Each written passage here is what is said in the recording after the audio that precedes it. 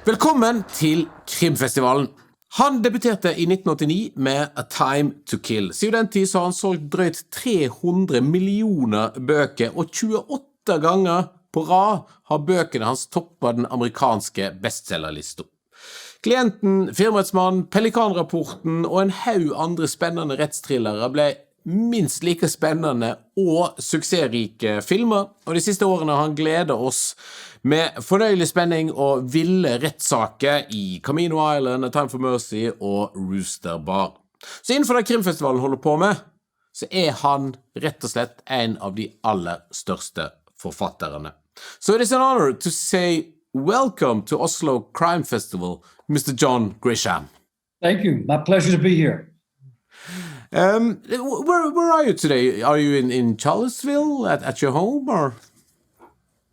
I'm at home in Charlottesville, Virginia, in central Virginia, about 2 hours south of Washington, D.C. We want to start off with talking a little bit about the last book that has been translated to Norwegian, Rooster Bar. In Rooster Bar, we meet a trio of young, what should we say, wannabe lawyers, gonna-be lawyers. Could you tell us a little bit about the three main characters that we meet in Rooster Bar? Sure, it's three young men who have no business being in law school. They decide to go to a sort of a low-end law school in Washington, D.C., and they borrow a lot of money to go to school. And they realize once they get into school that they are in a bad school. The book is sort of an expose on for-profit educational colleges in America. These should be outlawed and prohibited, but we have them here. And there are far too many of them, and they make a lot of money off kids who shouldn't be in college. Rooster Bar seems to be... when I read the book, I got the feeling that it's fueled a little bit by anger towards this system that is created to make money from schools like the ones in your book. Is that correct? How did you create this story? Where did you find it? I found the story where I find a lot of stories. Newspapers, magazines, watching lawyers, watching trials. And I saw a magazine article about 5 years ago called The Great Law School Scam, and it was a story about for-profit law schools and how they encourage students to incur massive debts. That's where the idea came from, and there was some anger. Yeah, it's a bad system, and so I started the book with the goal of exposing this bad system.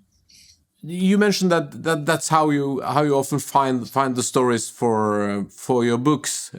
Is that how you always have worked? You know, like searching through newspapers, magazines, and finding these stories, and just like creating ideas from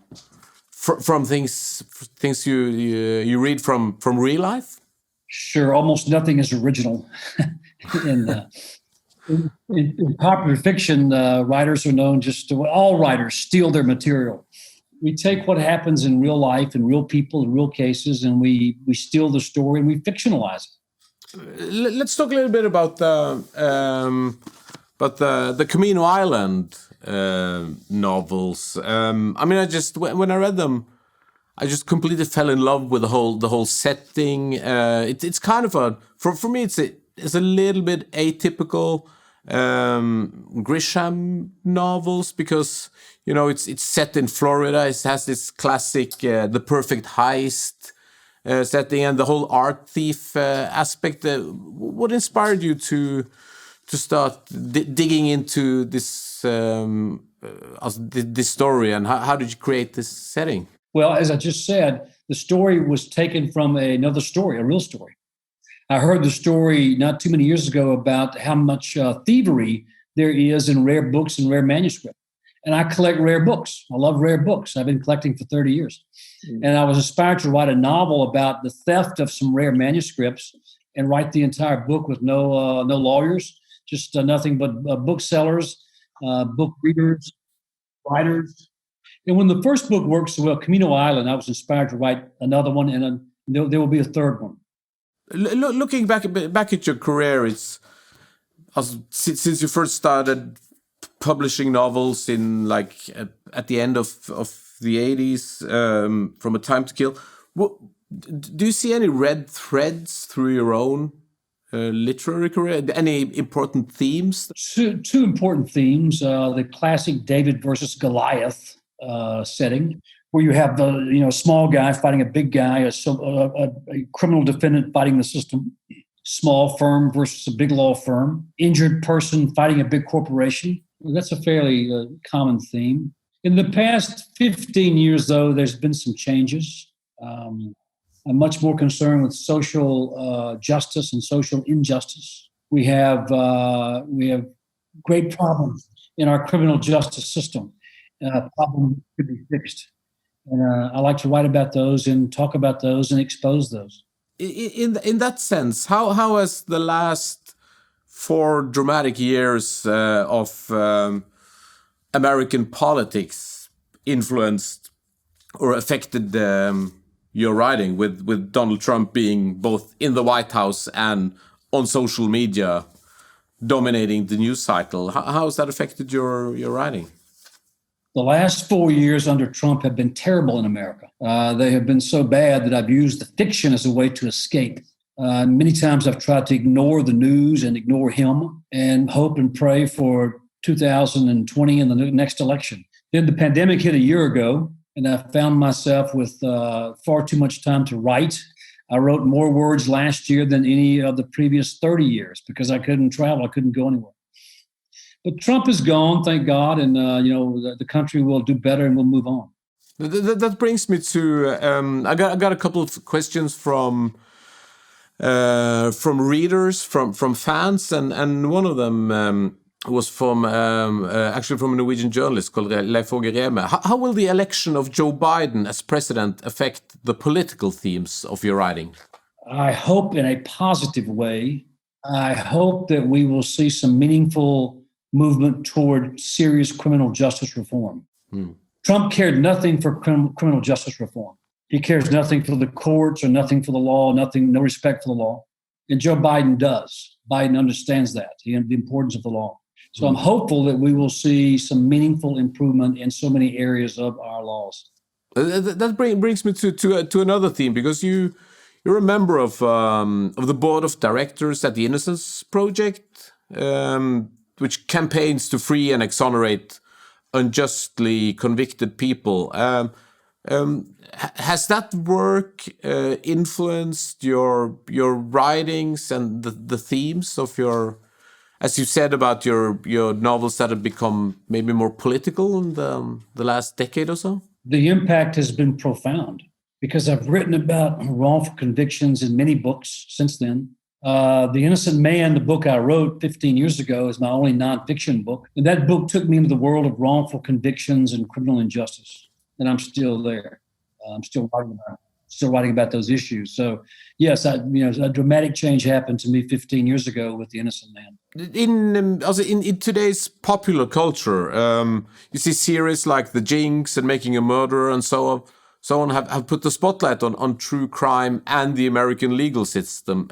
Do you think this kind of spotlight from Netflix series and from popular culture, from series, has it made the system better? Has it created any changes?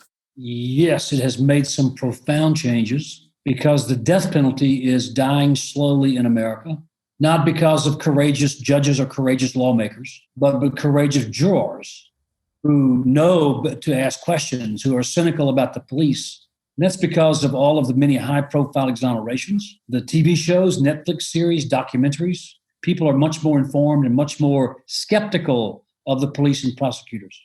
I was thinking about another thing, because when I looked back through your career, both literary and also all the movie and series adaptations that have been made, like a lot of your first novels became big movies, from The Firm in 1993 and so on, and there's been a lot of series. Looking back at that all those adaptations, do any stand out as favorites of yours? Well, I've been lucky with Hollywood. I've had 10 of my books adapted to film, 9 theatrical releases, 1 documentary, and all but 1 were fun to watch. I don't get involved in making movies. I don't know how. Not going to learn. That's not my job. But the movies you mentioned, the first big wave of movies 25 years ago, Firm, The Pelican Brief, The Client, A Time to Kill, Rainmaker, Runaway Jury, those movies had a profound impact on my career as a writer. So I've been lucky with Hollywood. You also had some pretty great actors in the movies made from your books. I mean, Gene Hackman, Julia Roberts, Denzel Washington, Susan Sarandon, Matt Damon, Claire Danes, Tommy Lee Jones, all actors that we know as like great defining character actors of Hollywood. Any special performances that you would like to mention as like the greatest that has been done in any of the adaptations? It would be difficult to say which one was the greatest. Matthew McConaughey in A Time to Kill was certainly a big role for him. It made the movie very famous, and it made the book even more famous. Matt Damon in The Rainmaker, he was very young, his first big movie, did a great job in that movie, and it was still fun to watch that one. A lot of great performances. I can't pick a favorite. I have another question here from Nicholas Carley, fan and writer. He's saying, I was completely spellbound by playing for pizza. Do you have plans for any other departures? Any like non-legal thriller works that's in the pipeline? Sure. Pizza was my second football novel. I have since published a baseball novel. And in 2 months here in the U.S. and later in Norway, in April, I will publish my first basketball novel. So I love sports stories, and I hope to write plenty of them. What is it with sports that attracts you? You say football and baseball and basketball. What is it that makes it such a great material for fiction? Just growing up as a child, playing every sport. Sports were so important to my childhood, to my growing up, to my community, to my family. All my brothers and sisters played sports. My parents had played sports when they were kids. And we all had the big dreams of playing, professionally. Never happens for most kids, but I love sports and love to follow sports. And so I love to write about sports now. You mentioned that there's a basketball novel or story on the way. Any other like huge projects in the pipeline? You mentioned a third Camino novel. What else can we expect from you in the immediate future? Well, the basketball novel comes out in 2 months. I'm writing the next legal thriller. It will come out in the U.S. in the fall, October of 21, later in Norway. And by the way, thanks to all the many fans in Norway. I get a lot of letters from fans in Norway who love the books. And it really means a lot to me as a writer to know the books are appreciated in Norway. I'll probably do the third Camino book in 2 years. That may be the last one, maybe not, I'm not sure, but we'll see what happens then. You said thank you to your fans in Norway. We also here from Norway want to thank you for all the great entertainment and insight you brought us for well over 3 decades now with your novels. Hopefully after this messy pandemic stuff is over, we can get you to come to Norway to be on stage with us at the Oslo Crime Festival. And until then, thank you so much, and just keep on writing, John. I would love to visit. Thank you very much. I enjoyed it. Takk til John Grisham, en av de aller største. Du kan se en haug med andre kvalitetsintervju og godsaker på de forskjellige krimfestivalens sidene, enten på Facebook eller YouTube eller på hjemmesiden. Så følg med, det skjer masse absolutt hele tiden disse nydelige dagene krimfestivalen foregår. Takk!